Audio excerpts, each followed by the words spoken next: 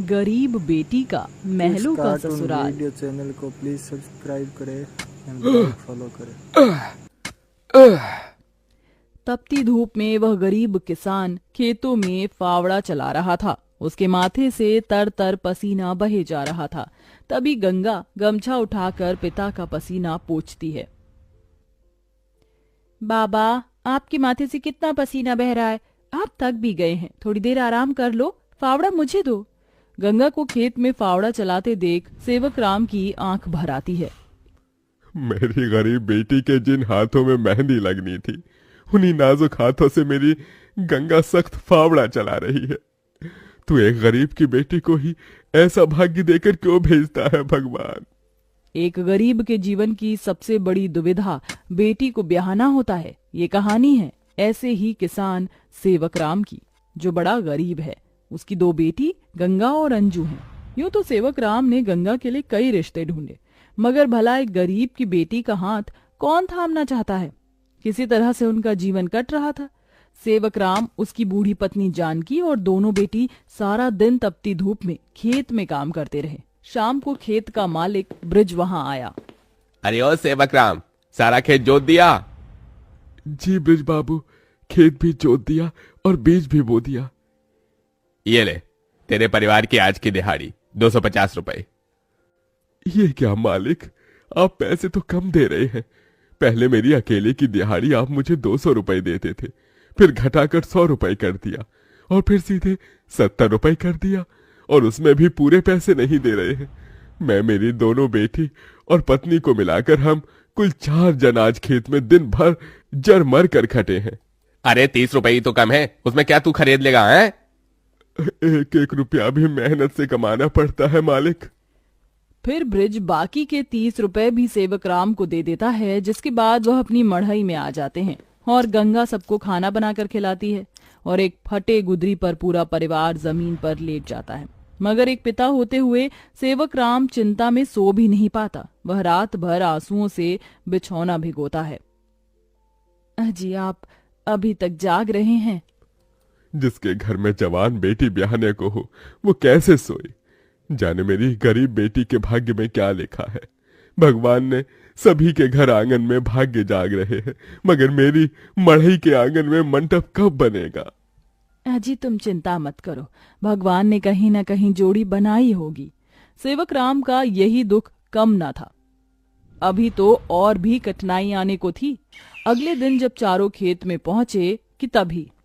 क्यों रे सेवक, कल तू 30 रुपए के लिए पाठ पढ़ा रहा था, अब क्या करेगा? क्योंकि ये सारी की सारी जमीन तो पृथ्वीराज जी ने खरीद ली। तभी अंजू ने गंगा से कहा, दीदी, अब हम क्या खाएंगे? खेत बोकर ही तो थोड़े बहुत पैसे मिलते थे। सेवक राम अपने परिवार को लेकर लौट आया। वह दिन रात चिंता में गलने लगा। ऐसे घर कैसे चलेगा प्रभु? कैसे होगी गंगा की शादी? और शादी नहीं हुई तो लोग मेरी गंगा को जाने क्या क्या नाम देंगे, क्या क्या ठहराएंगे जानकी। मैं काम ढूंढने जा रहा हूँ। बाबा, मैं भी आपके संग चलूंगी। दोनों काम ढूंढते एक बड़े से मिल में आए, जहां शिव नाम का एक नौजवान गरीब मजदूर भी काम कर रहा था। जहां मजदूर राशन की बोरी भरी मालगाड़ी खींच रहे। सेवक राम ने काम मांगा, दोनों को काम मिल गया। गंगा अपने पिता की बराबरी में काम करती। तपती धूप से अक्सर उसके पांव और हाथ में मालगाड़ी खींचने से छाले से पड़ जाते, तो वहीं घर आकर वह अपनी माँ का हाथ बटाती। आप ही अपनी चक्की पीसती, कड़ी धूप में सड़कों से गोबर बीन कर लाती, उपले बनाती। एक दिन मालगाड़ी खींचते वक्त शिव उसकी मदद करता है। काका, क्या मैं आप दोनों के साथ खाना खा सकता हूँ? बड़ी भूख लगी है और मैं खाना भी नहीं लाया। हाँ बेटा, आओ ना। ये कहते हुए गरीब गंगा अपने प्याज और रोटी में से उसे भी देती है और हिचक से भरकर कहती है, माफ कीजिएगा, आपको खिलाने के लिए हमारे पास कोई पूरी पकवान तो नहीं है, जो है यही खा लीजिए। शिव वह रूखा सूखा भी हंसकर खाने लगा। अब अक्सर शिव उनकी मदद कर देता। उसकी अच्छाई गंगा के मन को भाने लगी और एक दिन शिव ने कहा, काका, अगर आप मुझे इस काबिल समझे तो मैं आपकी बेटी का हाथ थामना चाहता हूँ। बेटा, मेरी गरीब बेटी को तुम जैसा मेहनती जीवन साथी मिलेगा। मुझे तुम पसंद हो बेटा। गरीब सेवक राम की दिली इच्छा तो थी कि गंगा को बड़ा और अच्छा घर द्वार मिले, मगर उसके मन में शिव को लेकर भी एक संतोष था। मगर सेवक राम ने जो कभी सोचा भी नहीं था, अगले दिन वो हुआ। कई बड़ी गाड़ियां लाइन से उसके चौखट पर आईं और शगुन से भरी थालियों के साथ शिव अपने परिवार के संग उनके घर आया। उनके महंगे कपड़े लत्ते देख एकदम महलों में रहने वालों से थे। शिव के संग उसके माता पिता पृथ्वीराज, वसुंधरा और बहन योगिता थी। अंजू ने उन्हें देख तपाक से बोला, अरे बाप रे, ये तो राजा महाराजा से लगते हैं। अजी आपने तो कहा था शिव गरीब घर का लड़का है। शिव बेटा, ये सब क्या है? यही मेरी सच्चाई है काका। माफ कीजिएगा, मैं मजदूर या गरीब नहीं था, बल्कि महलों का बेटा हूँ। मगर मुझे एक ऐसा जीवन साथी की खोज थी जो मेरा धन दौलत देखकर मुझे ना अपनाए। इसलिए मैं उसे ही ढूंढने के लिए ये जीवन जी रहा था। जिसने मुझे मेरी गरीबी के संग स्वीकारा वो गंगा थी। इसलिए मेरे महलों की दुल्हन गंगा होगी। गंगा बनोगी मेरे महलों की बहू और मेरे बेटे की दुल्हन? अपनी गरीब बेटी के लिए महलों से आया रिश्ता देखकर सेवक राम बड़ा रोया। भगवान, तूने मेरी फटी झोली में इतनी खुशियां डाल दी। मेरी बेटी महलों की दुल्हन बनेगी।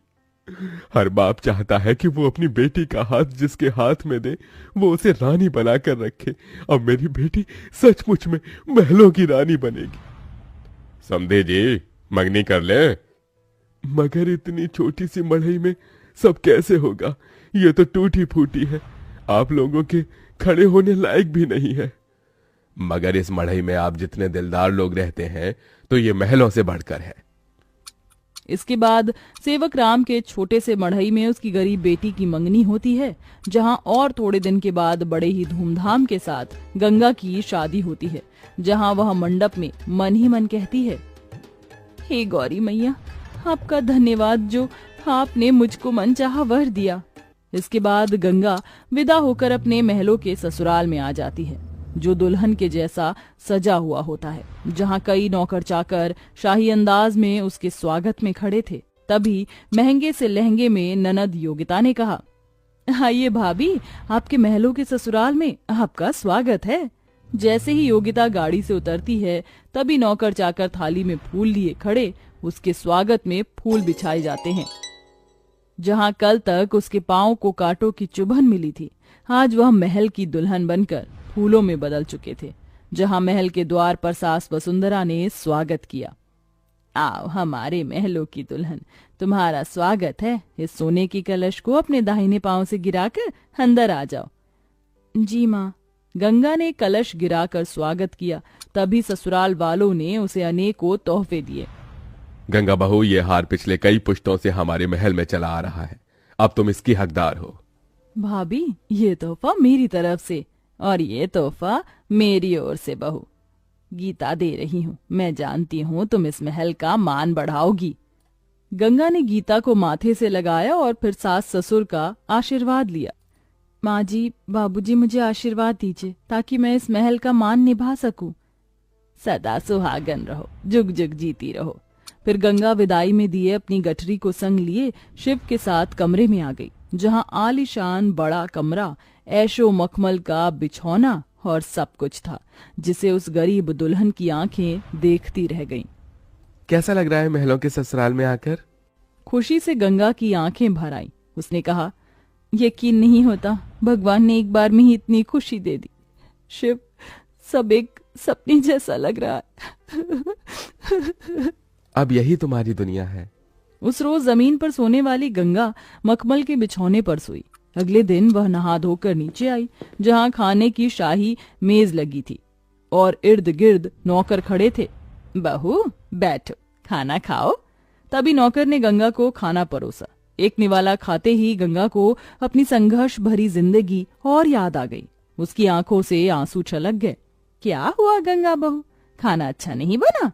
नहीं माँ जी, बहुत अच्छा बना है, बस ये सब खाने के तो एक गरीब की ख्वाहिश होती है। मैं बहुत खुश हूँ, बस चाहती हूँ कि हर लड़की को उसके सपनों का ससुराल मिले, जैसे मुझे मिला। थोड़े दिन में गंगा अपने महलों के ससुराल में सुखी से रहने लगी। किसी गरीब की बेटी को चुनकर हम भी ये पुण्य कमा सकते हैं।